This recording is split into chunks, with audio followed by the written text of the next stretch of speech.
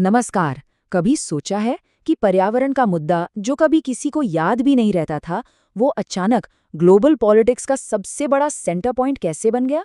आज हम इसी की कहानी समझेंगे कि कैसे दुनिया की नींद खुली और इस बड़ी चुनौती को पहचानना शुरू किया गया। तो आज हम कहाँ से शुरू करेंगे? सबसे पहले देखेंगे कि ये समस्या सामने कैसे आई। फिर समझेंगे कि इसमें पॉलिटिक्स कहाँ से आ गई। इसके बाद हम चलेंगे रियो तक के सफर पर और देखेंगे कि कैसे एक ही ग्रह पर दो अलग-अलग दुनियाओं की बात होने लगी। और आखिर में साझी पर अलग-अलग जिम्मेदारियों के दिलचस्प सिद्धांत और उसे असल में लागू कैसे किया गया, इस पर बात करेंगे। चलिए शुरू करते हैं। देखिए, आज हम पर्यावरण की जितनी बात करते हैं, ये हमेशा से ऐसा नहीं था। असल में वर्ल्ड पॉलिटिक्स में पर्यावरण को लेकर चिंता कोई बहुत पुरानी बात नहीं है। ये तो हाल फिलहाल में उभरी एक बहुत बड़ी चुनौती है। यकीन करना थोड़ा मुश्किल है, लेकिन एक जमाना था जब पर्यावरण को राजनीति का हिस्सा माना ही नहीं जाता था। पर फिर आया 1960 का दशक और यहाँ से चीजें बदलने लगीं। पर्यावरण के मुद्दों ने धीरे धीरे राजनीतिक जोर पकड़ना शुरू कर दिया और दुनिया भर के देश इस पर बात करने के लिए आगे आने लगे। और चिंता की वजह भी बिल्कुल साफ थी। खेती करने लायक जमीन कम होती जा रही थी, जानवरों के लिए चारागाह खत्म हो रहे थे और नदियों का पानी इतना प्रदूषित हो रहा था कि वो एक बड़ी मुसीबत बन गया था। ये सब शुरुआती संकेत थे कि हमारे नेचुरल रिसोर्सेज पर बहुत ज्यादा दबाव पड़ रहा है। और बात सिर्फ जमीन और पानी तक ही नहीं रुकी।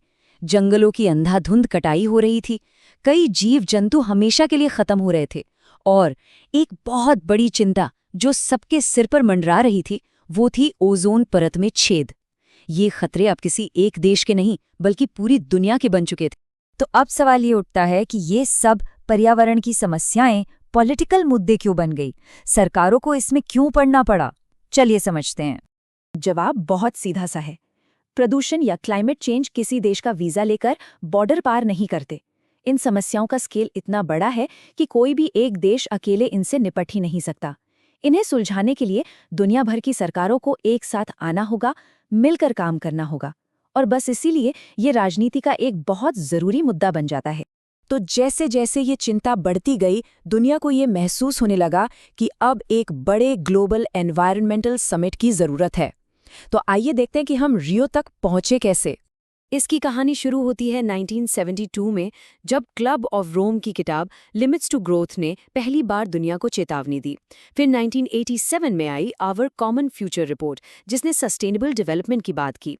इन सारी कोशिशों का नतीजा हमें 1992 में देखने को मिला, जब ब्राजील के रियो में अर्थ समिट यानी पृथ्वी शिखर सम्मेलन हुआ। और मजे की बात यह थी कि रियो समिट सिर्फ नेताओं और सरकारों की मीटिंग नहीं थी। इसमें हजारों एनजीओज और कई बड़ी बड़ी मल्टीनेशनल कंपनियां भी शामिल हुईं। मतलब ये मुद्दा अब हर किसी के लिए अहम हो चुका था। और इसका स्केल वाकई बहुत बड़ा था। इसमें 170 देश शामिल हुए थे। ये नंबर ही बताता है कि पर्यावरण का मुद्दा अब एक ग्लोबल प्रायोरिटी बन चुका था। लेकिन जब इतने सारे देश एक छत के नीचे जमा हुए, तो एक बहुत बड़ा मतभेद भी खुलकर सामने आया। और ये मतभेद था अमीर और गरीब देशों के बीच, यानी विकसित और विकासशील देशों के बीच। रियो समिट में एक बात बिल्कुल शीशे की तरह साफ हो गई कि पर्यावरण को लेकर दुनिया दो हिस्सों में बटी हुई है। एक तरफ थे उत्तरी गोलार्ध के देश यानी ग्लोबल नॉर्थ, और दूसरी तरफ थे दक्षिणी गोलार्ध के देश यानी ग्लोबल साउथ। और दोनों की परेशानियां बिल्कुल अलग थीं।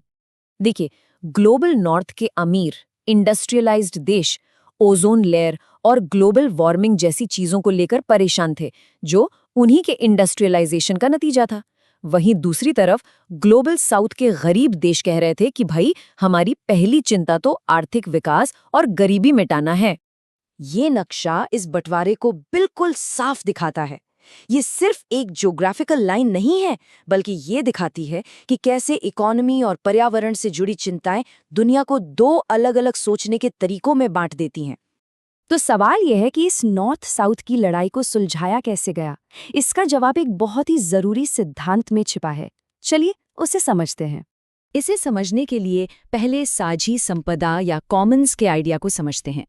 ये वो चीजें होती हैं जिन पर किसी एक का हक नहीं होता, बल्कि पूरे समाज का होता है।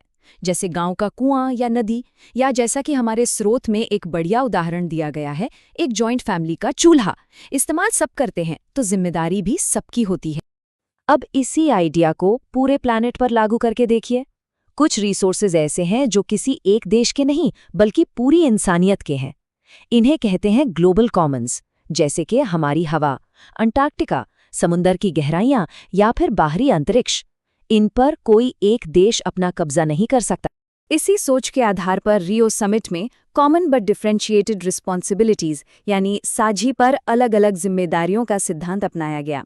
इसका सीधा सा मतलब था, हाँ, पर्यावरण को बचाना हम सबकी साझी जिम्मेदारी है, लेकिन जिसने ज्यादा गंदगी फैलाई है और जिसके पास उसे साफ करने के लिए ज्यादा पैसा और टेक्नोलॉजी है, उसकी जिम्मेदारी भी ज्यादा हो।